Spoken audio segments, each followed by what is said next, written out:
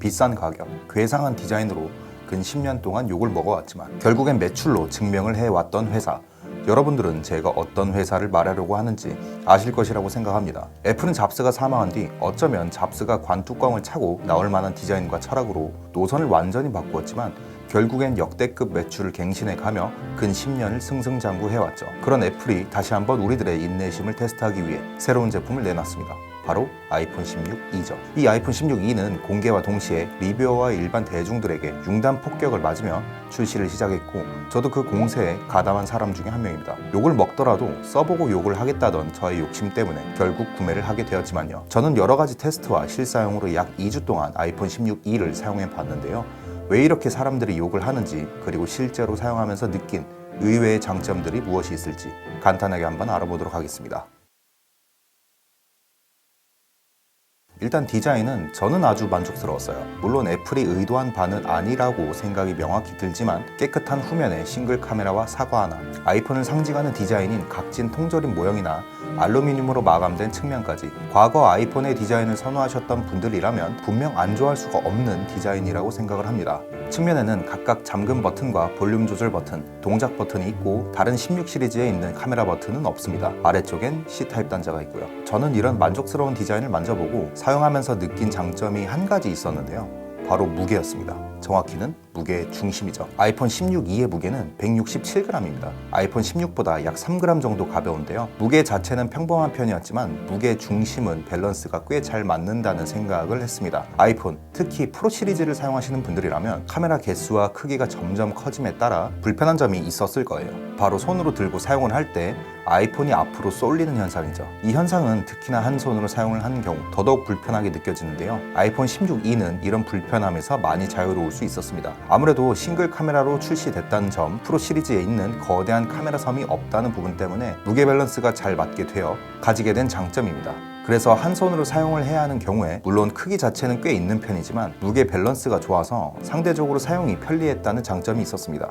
여기서 추가적으로 알아봐야 할 부분이 있는데요. 그건 바로 배터리였습니다. 물리적인 크기와 무게가 작을수록 배터리 용량이 적어진다는 부분은 너무나 당연한 것이지만 아이폰 16e는 조금 다른 모습을 보입니다. 16과 거의 동일한 크기와 무게를 보여주지만 배터리 용량은 더 높죠. 약 4000mAh의 배터리를 탑재했는데요. 추가로 디스플레이 밝기와 시원칩의 탑재의 영향 때문인지 어마무시한 배터리 타임을 보여줬습니다. 저는 실제로 16e의 배터리 타임을 측정해 보았는데요.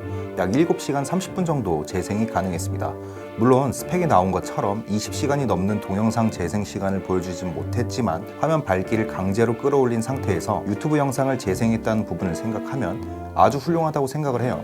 그래서 여러분들이 일상적인 루틴 속에서 아이폰 16e의 배터리 때문에 걱정을 하거나 보조 배터리를 챙길 일은 없을 것이라고 장담할 수 있을 것 같습니다. 물론 제가 아이폰 16이 없기 때문에 직접적인 비교가 불가능하다는 것은 좀 아쉬웠지만 실제 다른 리뷰어분들이나 커뮤니티의 여론을 살펴보면 아이폰 16e가 아무리 욕을 많이 먹더라도 배터리 성능만큼은 욕하는 글이나 영상을 보지는 못했습니다. 그 다음으로는 정말 의외의 장점이 있었는데요. 바로 스피커였습니다. 저는 아이폰 13 미니를 사용하는 사람입니다. 출시가 된 지도 꽤 오래됐고 애초에 물리적인 크기가 작다 보니 스피커의 성능이 훌륭할 수는 없을 거예요. 그래서 저는 보통 노래를 들을 때 블루투스 스피커를 사용하거나 맥북을 사용했습니다. 그러나 아이폰 16e를 사용할 때는 굳이 다른 제품을 사용하지는 않았는데요. 바로 스피커의 성능이 꽤 훌륭한 편이었거든요. 다른 여러 가지 부분에서 16에 비해 많은 너프를 먹었지만 사운드 부분에서는 너프가 거의 없다시피 합니다. 그래서 아이폰 특유의 살짝 부미하면서도 깔끔한 소리를 들을 수 있어서 꽤 훌륭했다고 생각을 해요. 노래도 그렇고 사람들의 목소리가 나오는 영상도 그렇고요. 그러나 이런 훌륭한 무게 중심이나 배터리 성능, 스피커 성능을 가지고 있음에도 아이폰 16e가 대중들로부터 철저히 외면받는 이유가 있습니다. 이제 한번 제대로 까볼게요.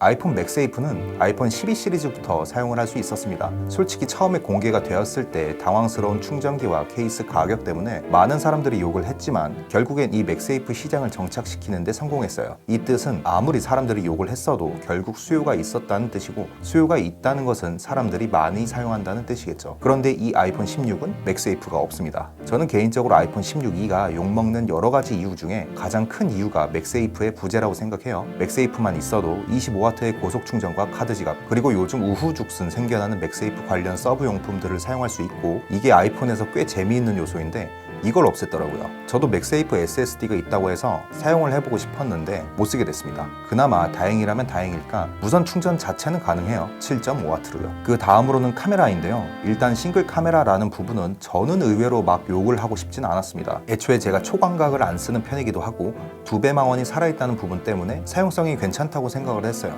실제로 사진을 찍어보면 나쁘지 않은 결과물을 보여줍니다. 광량이 풍부한 낮이나 야외에서 사진을 찍을 때는 꽤나 훌륭한 결과물을 보여주고 2배 망원 결과물도 괜찮고요. 야간 모드도 그럭저럭 사용할 만합니다. 근데 딱 거기까지예요. 그 외에는 여러 가지 단점들이 존재합니다. 첫 번째는 화소 자체를 높였다는 겁니다. 화소가 높으면 좋은 거 아니야 라고 생각을 하실 수가 있는데요. 이 문장엔 한 가지 조건이 붙습니다. 이미지 센서도 같이 커져야 한다는 부분이죠. 이미지 센서가 작은데 그 상태에서 화소만 높아진다? 이러면 노이즈가 심해질 확률이 높습니다. 아이폰 16e의 이미지 센서는 1.56분의 1인치, 16e는 2.55분의 1인치입니다. 아이폰 16이 더 크죠. 근데 화소는 둘 다 4800만 화소입니다. 센서는 작은데 화소를 똑같이 우겨 넣었다면 16e가 아닌 16의 선회도나 노이즈 억제력이 더 좋을 가능성이 높습니다. 물론 사진은 그래도 괜찮아요. 광량이 많은 곳에서는 영향이 거의 없다시피 하고 어두운 곳에서는 야간 모드를 활용하면 되니까요. 그러나 이런 식으로 작은 센서와 높은 화소라는 단점을 커버할 수 없는 영역이 있는데요. 바로 동영상입니다. 동영상에는 야간 모드를 활용할 수 없으니까요. 실제로 찍어보면 꽤 처참한 수준의 노이즈 억제력을 보여줍니다. 제가 아이폰 16 프로가 없기 때문에 직접적인 비교를 하기는 어렵겠지만 이건 그냥 척 보면 척이라고 그냥 한눈에 봐도 영상의 품질이 많이 떨어진다는 생각이 들더라고요.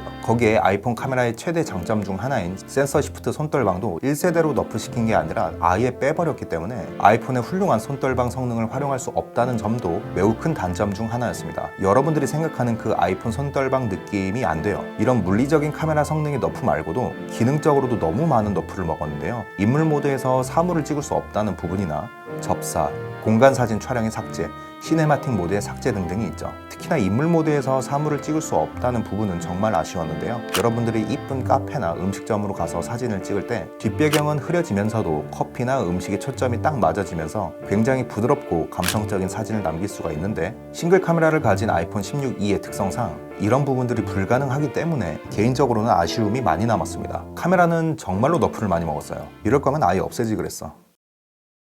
아이폰 16e를 도대체 무슨 생각으로 출시했는가 라는 사람들의 의견이 있었을 때 정말 많이 말씀해 주신 게 바로 애플 인텔리전스를 비교적 저렴하게 보급시키기 위해서 라는 말이 꽤 많았어요. 그리고 저 또한 그런 의견의 상당 부분 동의하고 있습니다. 물론 가격이 $100 가량 올랐지만 일반 모델과 프로 모델과의 가격 차이는 그래도 꽤 있는 편이니까요. 그러나 한국은 미쳐버린 환율 탓인지 원화로 책정된 가격이 너무나 비현실적이었고 이 부분이 아이폰 16e를 부정적으로 볼 수 있는 요소일 수밖에 없는 것 같습니다. 최대 밝기 800니트, HDR에서 1200니트 가량의 밝기를 가진 이제는 평범, 아니 조금은 모자란 스펙을 가진 디스플레이부터 GPU 코어 개수를 줄인 A18칩까지 다소 광범위한 곳에서 크고 작은 너프를 먹으면서 100만 원이라는 가격을 가진 제품 치고는 많이 부족한 모습을 보인다는 게 저의 생각이었습니다. 특히나 16e의 거의 유일한 장점이었던 싼 가격에 애플 인텔리전스를 사용할 수 있다는 부분 또한 인텔리전스의 핵심이었던 개인화된 시리가 연기되었기 때문에 올해가 끝날 때까지 사용할 수 없다는 점은 아이폰 16e를 구매해야 할 거의 유일한 이유를 없애버린 것이라고 생각을 해요. 준수한 스피커 성능, 그립감 좋은 무게 밸런스,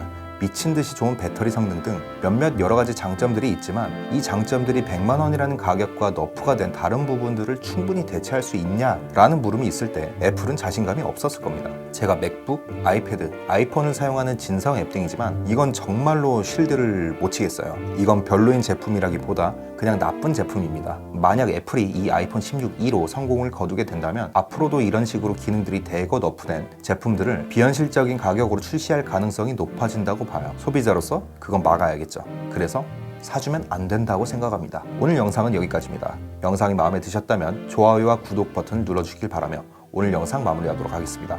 그럼 아비백.